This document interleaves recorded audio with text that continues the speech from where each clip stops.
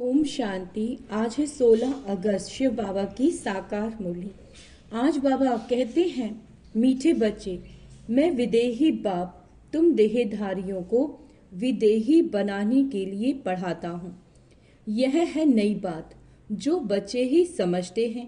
प्रश्न, बाबा को एक ही बात बार बार समझाने की आवश्यकता क्यों पड़ती है? उत्तर, क्योंकि बच्चे घड़ी घड़ी भूल जाते हैं।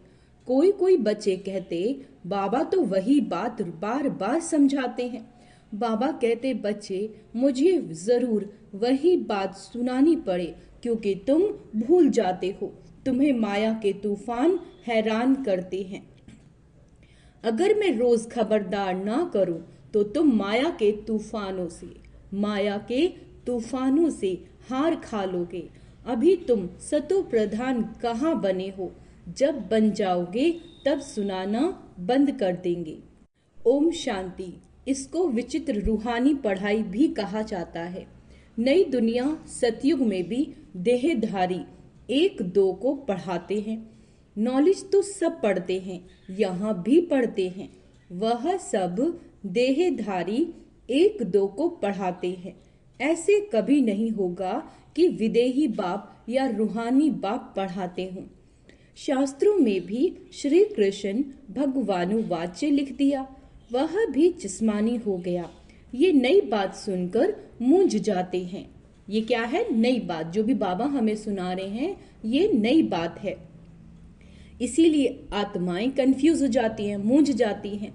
तुम्हारे में भी नंबरवार पुरुषार्थ अनुसार समझते हैं कि रूहानी बाप हम रूहों को यानी आत्माओं को पढ़ा रहे हैं।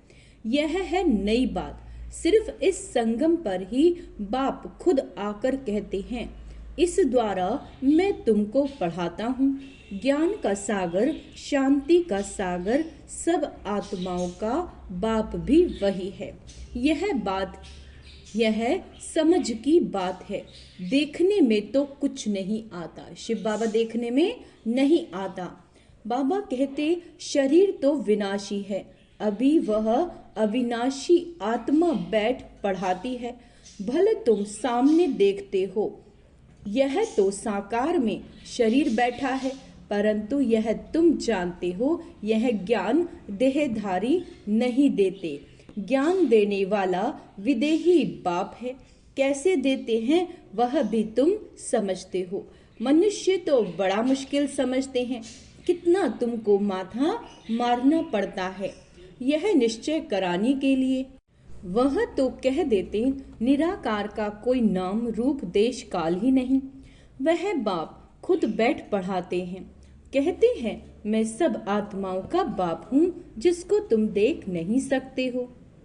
समझते हो वह विदेही है। ज्ञान, आनंद, प्रेम का सागर है। वो कैसे पढ़ाएंगे?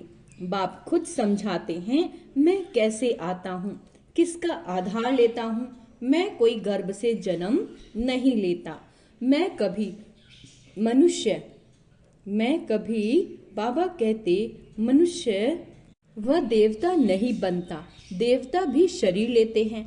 मैं तो सदैव अशरीरी ही रहता हूँ, यानी निराकार, कोई देह नहीं लेता। मेरा ही ड्रामा में ये पार्ट है जो मैं कभी पुनर्जन्म में नहीं आता। तो ये समझ की बात है ना। देखने में तो आता ही नहीं। वह तो समझते हैं श्री कृष्ण भगवानुवाच्य। भक्ति मार्ग में रथ भी कैसे बैठ बनाया है। बाप कहते, बच्चे, तुम मूंझते तो नहीं हो। अगर कुछ नहीं समझते हो तो बाप से आकर समझो। यूं तो बगैर पूछे भी बाप सब कुछ समझाते रहते हैं। तुमको कुछ भी पूछने की दरकार नहीं। मैं इस पुरुषोत्तम संगम युग पर ही अवतार लेता हूँ।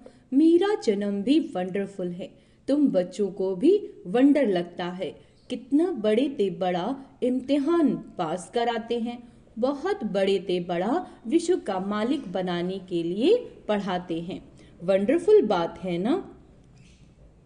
हे आत्माओं, हर 5000 वर्ष के बाद मैं तुम्हारी सर्विस में आता हूँ। आत्माओं को पढ़ाते हैं ना।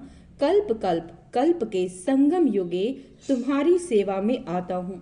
आधा कल्प तुम पुकारते आए हो, हे बाबा, हे पतित पावन आओ। श्री कृष्ण को कोई पतित पावन नहीं कहते, पतित पावन परम पिता परमात्मा को ही कहते हैं।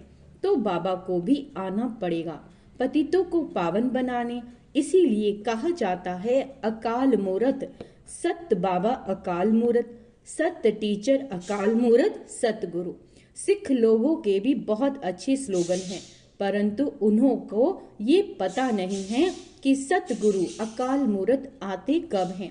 ये भी गायन है, मनुष्य से देवता किए करत न लागी वार, कब आकर मनुष्य से देवता बनाते हैं। वही सर्व की सदगति करने वाला है, ये तो पक्का निश्चय होना चाहिए। क्या आकर कहते हैं, सिर्फ कहते हैं मन मना भव, उसका अर्थ भी समझते हैं और कोई भी अर्थ नहीं समझाते। तुमको सतगुरु अकाल बैठ समझाते हैं इस देह द्वारा कि अपने को आत्मा समझो, तो यह समझना चाहिए विश्व का मालिक बनाने के लिए विश्व बाप को आना पड़ता है। तुम बच्चों की सेवा में समझाते हैं, क्या समझाते हैं? हे रूहानी बच्चों, तुम सतो प्रधान थे, फिर तमो प्रधान बने। ये सृष्टि का चक्र फिरता रहता है। पावन दुनिया इन देवताओं की ही थी, वह सब कहाँ गए यह किसी को भी पता नहीं। मुझे हुए हैं बाप आकर तुमको समझदार बनाते हैं। बच्चे, मैं एक ही बार आता हूँ पावन दुनिया में, मैं आऊं ही क्यों? वहां तो काल आ ही नहीं सकता। बाप तो कालों का काल है, सतयुग में आने की दरकार नहीं। वहाँ काल भी नहीं आता तो महाकाल भी नहीं आता। यह आकर सब आत्माओं को ले जाते हैं। खुशी से चलते हो ना? हाँ बाबा, हम खुशी से चलने के लिए तैयार हैं। तब तो आपको बुलाया था कि इस पतित दुनिया से पावन दुनिया में ले चलो, वाया शांति धाम। यह बातें घड़ी घड़ी भूल ना जाओ, परंतु माया दुश्मन खड़ी है, घड़ी घड़ी भुला देती है। मैं मास्टर सर्वशक्तिवान हूँ तो माया भी शक्तिमान है, वह भी आधा कल्प तुम पर राज्य करती है, भुला देती है। इसीलिए रोज रोज पाप को समझाना पड़ता है। रोज सुजग ना करें तो माया बहुत नुकसान कर दे। खेल है पवित्र और अपवित्र का। अब बाप कहते अपनी चलन सुधारने के लिए पवित्र बनो। काम विकार के लिए कितने झगड़े होते हैं। बाप कहते हैं अभी तुमको ज्ञान का तीसरा नेत्र मिला तो आत्मा को ही देखो, इन जिस्मानी नेत्रों से देखो ही नहीं। हम सब आत्माएं भाई भाई हैं, विकार कैसे करें? हम अशरीरी आए थे, फिर अशरीरी बनकर जाना है।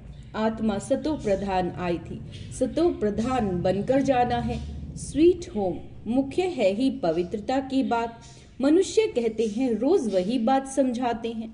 अच्छा, ये तो ठीक है, परंतु जो समझाया जाता है उस पर चले भी ना। करने के लिए समझाया जाता है, परंतु कोई चलते थोड़े ही हैं जो रोज रोज समझाना पड़े। ऐसे थोड़े ही कहते बाबा आप जो रोज समझाते हो वह हमने अच्छी रीति समझ लिया, अब हम तमो प्रधान से सतो प्रधान बन जाएंगे, आप छूटे। ऐसे कहते हैं क्या? इसीलिए बाबा को रोज समझाना पड़ता है। बाप तो एक ही है, परंतु करते नहीं हैं। बाप को याद ही नहीं करते। कहते हैं बाबा घड़ी घड़ी भूल जाते हैं। बाप को घड़ी घड़ी कहना पड़ता है याद दिलाने के लिए। तुम भी एक दो को यही समझाओ, अपने को आत्मा समझ, भगवान को यानी परमात्मा को याद करो। बाबा कहते याद से सतो प्रधान बनना है। खुद ही लिखते हैं बाबा माया के तूफान भुला देते हैं। तो क्या बाप सावधान ना करें, यूं ही छोड़ दें? बाप जानते हैं नंबरवार पुरुषार्थ अनुसार जब तक सतो प्रधान नहीं बने हैं जा नहीं सकते। लड़ाई का भी कनेक्शन है ना। लड़ाई लगेगी ही तब जब तुम नंबरवार पुरुषार्थ अनुसार सतो प्रधान बनेंगे। ज्ञान तो 1 सेकंड का है। बेहद के बाप को पाया, अब उनसे बेहद का वर्षा तब मिलेगा जब पवित्र बनेंगे। पुरुषार्थ अच्छी रीति करना। कई तो कुछ भी समझते नहीं, बाप को याद करने का अक्ल भी नहीं आता। कभी यह पढ़ाई तो पढ़ी नहीं, सारे चक्र में निराकार बाप से कोई पढ़ा नहीं, तो यह नई बात है ना। बाप कहते हैं मैं तो हर 5000 वर्ष बाद आता हूँ तुमको सतो प्रधान बनाने। जब तक सतो प्रधान नहीं बने हो तब तक यह पद पा नहीं सकेंगे। जैसे और पढ़ाई में फेल होते हैं वैसे इसमें भी फेल होते हैं। शिव बाबा को याद करने से क्या होगा, कुछ भी नहीं समझते। बाप है तो जरूर, बाप से स्वर्ग का वर्षा मिलना है। बाप एक ही बार समझाते हैं जिससे तुम देवता बनते हो। तुम देवता बनेंगे फिर नंबर वार सब आएंगे पाठ बजाने। इतनी सब बातें बुढ़िया आदि की बुद्धि में बैठ ना सके तो बाप कहते हैं अपने को आत्मा समझ बाप को याद करो। बस वही शिव बाबा सब आत्माओं का बाप है। शरीर का बाप तो हर एक का अपना अपना है। शिव बाबा तो है निराकार। उनको याद करते करते पवित्र बन शरीर छोड़ फिर बाप के पास जाकर पहुंचना है। बाप समझाते तो बहुत हैं परंतु सब एक रस नहीं समझते। माया भुला देती है। इसको युद्ध कहा जाता है। बाप कितना अच्छी रीति बैठ समझाते हैं, कितनी बातों की स्मृति देते हैं। मुख्य जो भूली हुई हैं उनकी लिस्ट बनाओ। एक बाप सर्वव्यापी की। भगवानुवाच मैं सर्वव्यापी नहीं हूँ, यानी मैं कंकड़ में नहीं हूँ, पत्थरों में। सर्वव्यापी तो 5 विकार हैं। यह बड़ी भारी भूल है। गीता का भगवान श्री कृष्ण नहीं परम पिता परमात्मा शिव है। इन भूलों को सुधारो तो देवता बन जाओगे। परंतु ऐसे कभी कोई बच्चे ने लिखा नहीं कि ऐसे हमने समझाया कि इन भूलों के कारण ही भारत पावन से पतित बना। यह भी बताना पड़े भगवान सर्वव्यापी हो कैसे सकता है। भगवान तो एक है जो सुप्रीम बाप, सुप्रीम टीचर, सुप्रीम सदगुरु है। कोई भी देहधारी को सुप्रीम फादर, टीचर, सदगुरु कह नहीं सकते। बाबा कहते श्री कृष्ण तो सारी सृष्टि में सबसे उच्च है। जब सृष्टि सतो प्रधान होती है तब वह आते हैं। फिर सतो में राम, फिर नंबर वार अपने समय पर ही आएंगे।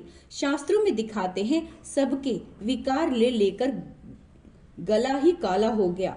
सबके विकार ले लेकर गला ही काला हो गया। लेकिन अभी समझाते समझाते गला ही सूख जाता है। बात कितनी थोड़ी है परंतु माया कितनी जबरदस्त। हर एक अपने दिल से पूछे हम ऐसे गुणवान सतो प्रधान बने हैं। बाप समझाते हैं जब तक विनाश नहीं हुआ तब तक तुम कर्मतीत अवस्था को पा नहीं सकेंगे। अंडरलाइन करेंगे इस बात को। जब तक विनाश नहीं हुआ तब तक कर्मतीत अवस्था को पा नहीं सकेंगे। भल कितना भी माथा मारो, सारा समय शिव बाबा को बैठ याद करो और कोई बात ही नहीं करो। बस बाबा लड़ाई से पहले मैं कर्मतीत अवस्था को पाकर दिखाऊंगा। ऐसा कोई निकले, ऐसा ड्रामा में हो नहीं सकता। पहले नंबर में तो एक ही जाना है। यह भी कहते हैं हमको कितना माथा मारना पड़ता है ब्रह्मा बाबा को। माया तो और ही रुस्तम बनकर आती है। बाबा खुद कहते हैं मेरे तो बाजू में एकदम शिव बाबा बैठा है। मैं याद नहीं कर सकता हूँ, बाबा को भूल जाता हूँ। ये कौन कह रहे हैं? ब्रह्मा बाबा। समझता हूँ मेरे साथ शिव बाबा है, फिर मुझे भी तो याद करना पड़ता है जैसे तुम याद करते हो। ऐसे नहीं मैं तो साथ में हूँ, इसमें ही खुश हो जाना नहीं। मुझे भी कहते हैं शिव बाबा, ब्रह्मा बाबा को कहते हैं निरंतर याद करो। साथ वाले तुम रुस्तम हो, तुमको तो और जास्ती तूफान आएंगे, नहीं तो बच्चों को कैसे समझा सकेंगे। ये सब तूफान तो तुमसे पास होंगे। मैं उनके इतने नजदीक बैठे हुए भी कर्मतीत अवस्था को पा नहीं सकता हूँ, तो फिर दूसरा कौन बनेगा। ये मंजिल बहुत बहुत ऊंची है। ड्रामा अनुसार सब पुरुषार्थ करते रहते हैं, भल कोई कोशिश करके दिखाए। बाबा हम आपसे पहले कर्मतीत अवस्था को पाकर ये बनकर दिखाए। हो नहीं सकता, ये ड्रामा बना बनाया है। तुमको पुरुषार्थ बहुत करना है, शिव बाबा को याद बहुत करना है। बाबा कहते तुमको पुरुषार्थ बहुत करना है। मुख्य सारी बात है करेक्टर्स की। देवताओं के करेक्टर और पतित मनुष्यों के करेक्टर में कितना फर्क है। तुमको विकारी से निर्विकारी बनाने वाला शिव बाबा है, तो अब पुरुषार्थ कर बाप को याद करना पड़े। भूलो नहीं, बाकी अबलाएं बिचारी परवश हैं, अर्थात रावण के वश हैं, तो क्या कर सकती हैं। तुम हो राम यानी ईश्वर के वश और वो है रावण के वश, तो युद्ध चलती है, बाकी राम और रावण की युद्ध होती नहीं है। बाप तुम बच्चों को भिन्न भिन्न प्रकार से रोज समझाते हैं। मीठे मीठे बच्चों, अपने को सुधारते जाओ। रोज रात को पोता मेल देखो। सारे दिन में कोई असुरी चलन तो नहीं चली। बगीचे में फूल नंबरवार तो होते ही हैं। दो एक जैसे कभी हो नहीं सकते। सभी आत्माओं को अपना अपना पार्ट मिला हुआ है। हर एक एक्टर्स पार्ट बजाते रहते। बाप को आकर स्थापना का कार्य करके ही छोड़ना है। हर 5000 वर्ष के बाद आकर विश्व का मालिक बना ही देते हैं। बेहद का बाप है ना, तो जरूर नई दुनिया का वर्षा देंगे। अच्छा, मीठे मीठे सिक्के लदे बच्चों प्रति माता पिता बाप दादा का याद प्यार और गुड मॉर्निंग। रूहानी बाप की रूहानी बच्चों को नमस्ते। हम रूहानी बच्चों की रूहानी माता पिता बाप दादा को याद प्यार गुड मॉर्निंग। नमस्ते बाबा, शुक्रिया बाबा, भूल चूक क्षमा करना बाबा। धारणा के लिए मुख्य सार, ज्ञान के तीसरे नेत्र। ज्ञान के तीसरे नेत्र से आत्मा को ही देखना है, जिस्मानी नेत्रों से देखना ही नहीं। अशरीरी बनने का अभ्यास करना है। बाप की याद से अपने दैवी कैरेक्टर बनाने हैं। अपने दिल से पूछना है कि हम कहाँ तक गुणवान बने हैं। हमने सारे दिन में असुरी चलन तो नहीं चली। वरदान, सदा केयरफुल, माया के रॉयल रूप की छाया से सेफ रहने वाले माया प्रूफ भव। वर्तमान समय माया रियल समझ को, महसूसता की शक्ति को गायब कर रॉन्ग को राइट अनुभव कराती है कि हम कर तो रॉन्ग रहे हैं, लेकिन माया हमें ये महसूसता करा रही है कि जो हमारा कर्म है वो एकदम सही है। लेकिन बाबा कहते हैं वो गलत कर्म होता है। जैसे कोई जादू मंत्र करते हैं तो परवश हो जाते हैं। कुछ लोग आत्माएं आजकल बाबा कहते हैं जादू मंत्र कर कर लोगों को अपने वश में कर लेते हैं। जैसे कि कोई जादू मंत्र करते हैं तो परवश, उस आत्मा के वश हो जाते हैं। ऐसे रॉयल माया, जो रॉयल माया रियल को समझने नहीं देती है ना, इसीलिए बाप दादा अटेंशन को डबल अंडरलाइन करा रहे हैं। ऐसा केयरफुल बनो जो माया की छाया से सेफ, माया प्रूफ बन जाओ। विशेष मन बुद्धि को बाप की छत्र छाया के सहारे में ले आओ। स्लोगन, जो सहज योगी हैं उनको देखकर दूसरों का भी योग सहज लग जाए। सहज योगी यानी चलते फिरते खाते हर कर्म में बाबा को याद रखना है, तो उनको देख दूसरों का भी बाबा के साथ योग लगेगा। नहीं तो सब यही सोचते हैं कि बैठ बैठ के योग करते हैं, हम इतनी देर तो बैठ नहीं सकते। अच्छा, ओम शांति। तो आज का स्वमान अभ्यास करेंगे, मैं माया प्रूफ आत्मा हूँ, है ना। माया का जो स्वरूप है उसको पहचानने वाली, मैं माया प्रूफ आत्मा हूँ, मैं सहज योगी आत्मा हूँ, मैं दैवी गुणधारी आत्मा हूँ, मैं नॉलेजफुल आत्मा हूँ। ओम शांति।